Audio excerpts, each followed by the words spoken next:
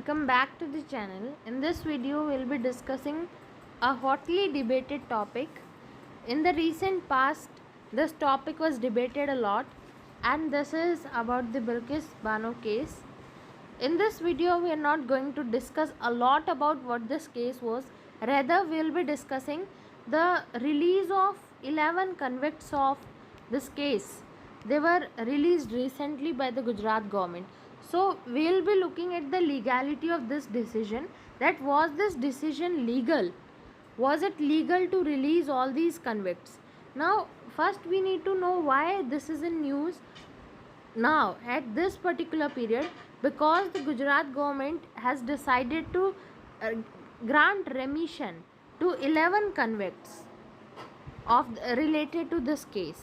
So there is an outrage all over the country that whether the premature release of all these convicts is legal, and when seen morally, this seems that whatever is done, it is against the laws, right? So there is all over the country there is criticism over Gujarat government's decision to grant remission to these convicts.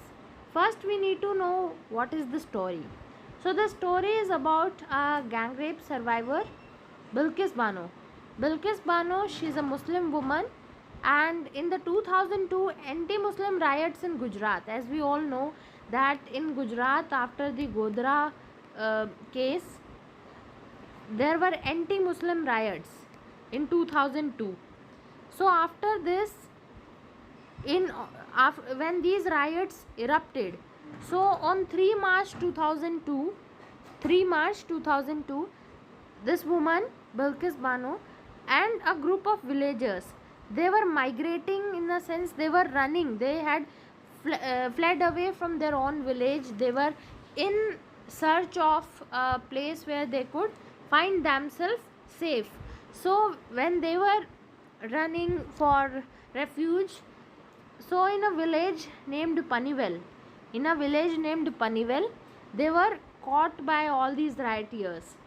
And when they were caught, so these rioters, they raped Bilkis Bano, killed 14 of the people, out of which the dead bodies of 7 have been recovered, including a child, 3 years old child, who was the daughter of Bilkis Bano, right? So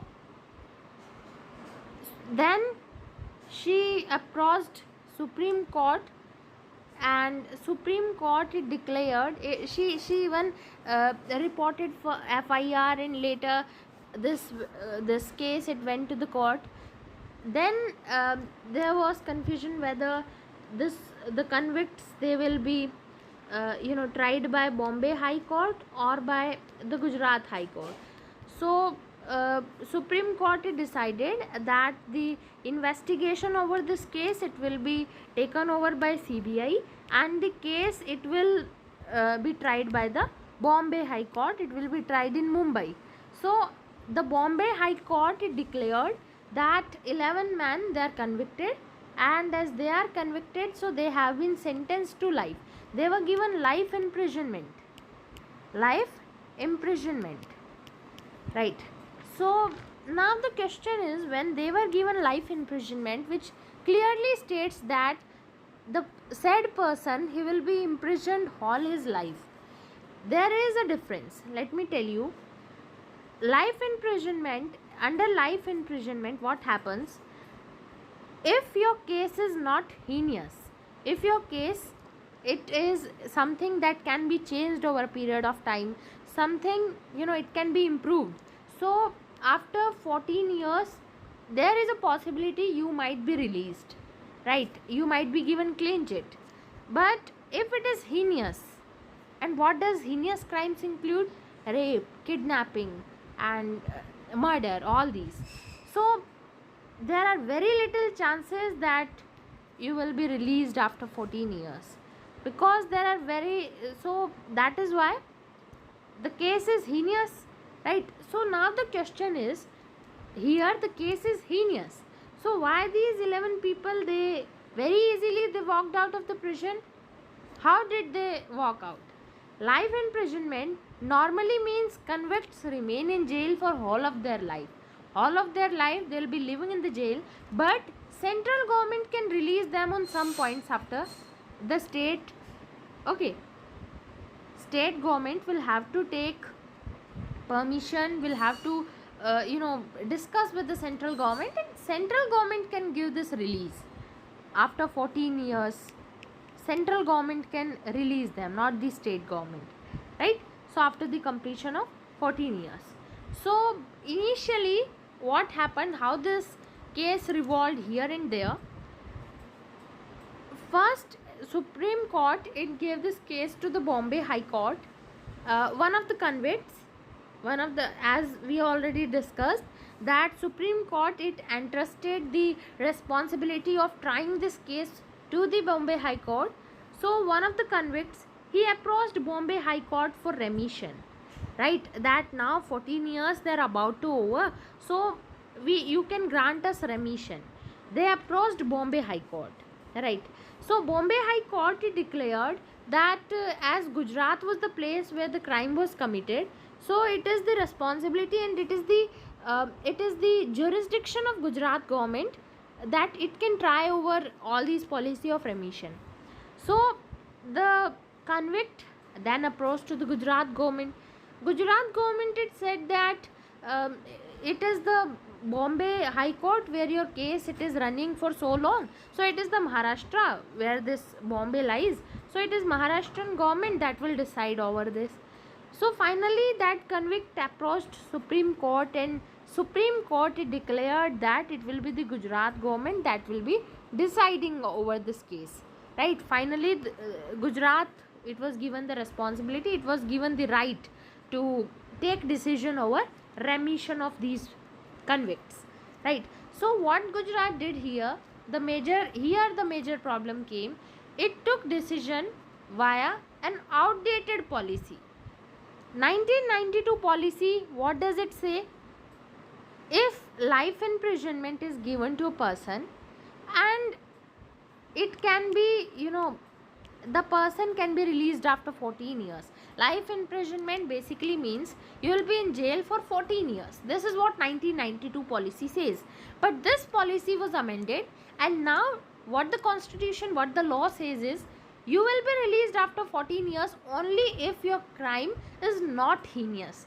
Only if your crime is, the intensity of your crime is not that, of not that level that you can be released easily, right? So what the Gujarat government, what the mistake they did here, they released them using an outdated law, right? This law does not exist now, and they tried to release them using this law. It was amended in 2011, I think, and in 2011 it was amended, and now the law says that after 14 years only those convicts will be released whose crime was not heinous, right? So this was the major controversy here, that why did the Gujarat government use an outdated law here, right? So now we'll be looking at certain rules of remission as well, right? We'll be looking at the rules of remission. Court advocate that remission should be informed, fair and reasonable, and must not undermine the nature of the offence. What remission means? Release from the prison, and remission should be fair, it should be informed, and it should be reasonable. It should not undermine the nature of offence. Here they have committed rape, right? They have murdered the people. That is why the release, their remission, it undermines their offence. It undermines their offence. And now we'll be looking at certain individuals, like who can be released after 14 years, who can be given after, if one is given life imprisonment, so who can be released after 14 years. So in the Lakshman Naskar versus Union of India case, Supreme Court, it gave 5 considerations. Supreme Court, it gave 5 considerations for remission. What are they? Whether the offence is an individual act of crime that doesn't affect the society, right? Only if a person will be granted remission, only if the crime that he has committed is an individual act and it does not affect the society. Here the crime, we will be comparing it, right?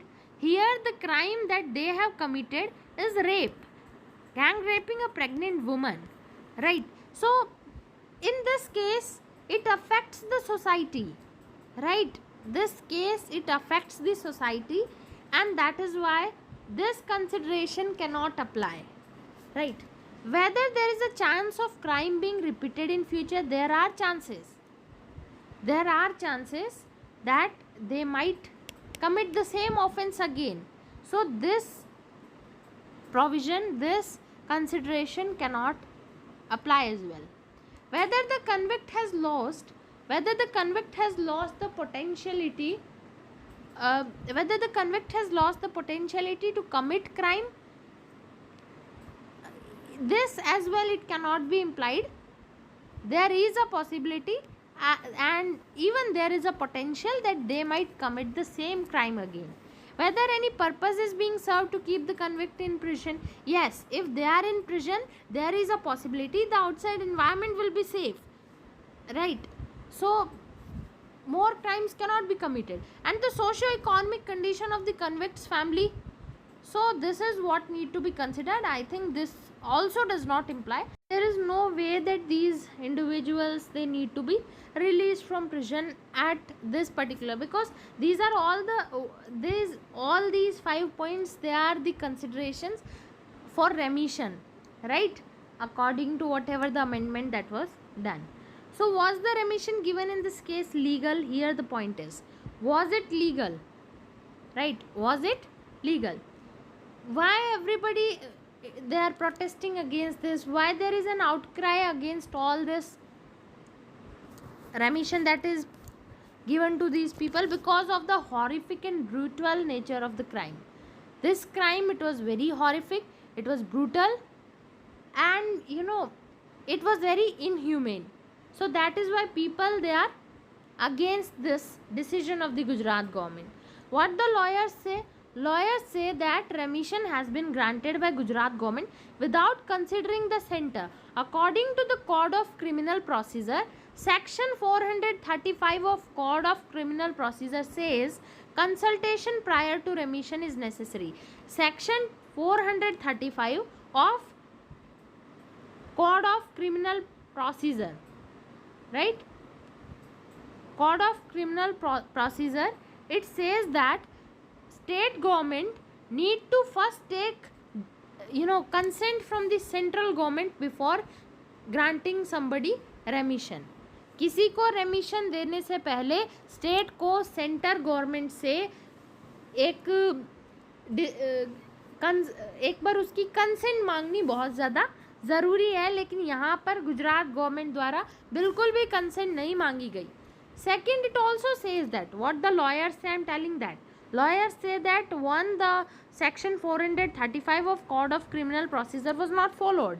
Also, the remission panel, the panel that granted them remission, it consisted of BJP MLA.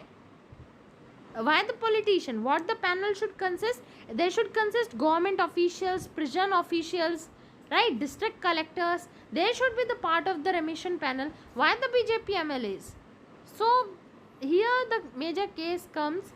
Also, is Gujarat government, here again the question arises on Supreme Court's decision that granted Gujarat government the right to take decision over this, their remission, right? We already discussed back in the last slide that Supreme Court finally gave the decision that Gujarat is the appropriate state that will be deciding over their remission, because it is the place where the offense was committed, right? So now again there is question over the legality of this decision, that is in reality Gujarat the appropriate one to take decision over this case. So again, जो code of criminal procedure है CRPC, जो आगे पीछे हमने discuss किया था, उसका section 432 का पार्ट 7 क्लोज 7 कहता है the state with in which offender is sentence. जो स्टेट उसे सेंटेंस देता है, जो स्टेट उसे सजा देता है, जहाँ पर वो सजा भुगत रहा है, वो स्टेट निर्णय लेगा, और उसके हिसाब से तो महाराष्ट्र को लेना चाहिए, वाय गुजरात। तो यहाँ भी सवाल उठ गए। उसके अलावा गुजरात ने 1992 की एक आउटडेटेड पॉलिसी के हिसाब से निर्णय लिया। ये भी, इसकी भी लीगल स्क्रूटनी होनी चाहिए कि जब हमारे पास नया लॉ है, नया कानून है, तो पुराने कानून के हिसाब से क्यों निर्णय लिया गया। तो मेजर यहीं पर लीगैलिटी के ऊपर अगर बात करें तो एक तो कोड ऑफ क्रिमिनल प्रोसीजर का सेक्शन 435 नहीं फॉलो किया गया, जिसके तहत स्टेट गवर्नमेंट को सेंटर से एक परमिशन मांगनी चाहिए थी, एक कंसेंट लेनी चाहिए थी। साथ ही रेमिशन पैनल के अंदर बीजेपी MLAs का होना खुद में इसकी लीगैलिटी पर सवाल खड़ा करता है। साथ ही गुजरात गवर्नमेंट, क्या ये अप्रोप्रिएट जगह है ऐसे डिसीजन लेने के लिए? नहीं। जो सेक्शन 432 का क्लोज 7 वो फॉलो नहीं किया गया। साथ ही एक 1992 की आउटडेटेड पॉलिसी के तहत निर्णय लिया गया, इसी पर सवाल उठे हैं, मेजर यहीं पर उठे हैं, इसीलिए इसकी लीगैलिटी पर इतने सवाल किए जा रहे हैं। तो this was all about Bilkis Bano case. इसमें बेसिकली हमने बात की इसकी लीगैलिटी के ऊपर, और इसके थ्रू हमें पता लगा इन कन्विक्ट्स का छोड़ा जाना किसी भी तरीके से लीगल नहीं है। इनका क्राइम हीनियस था, इन्हें लाइफ इम्प्रिजनमेंट इनके लिए जो है बिल्कुल लीगल है। And this was all about this case. Thank you very much for watching the video.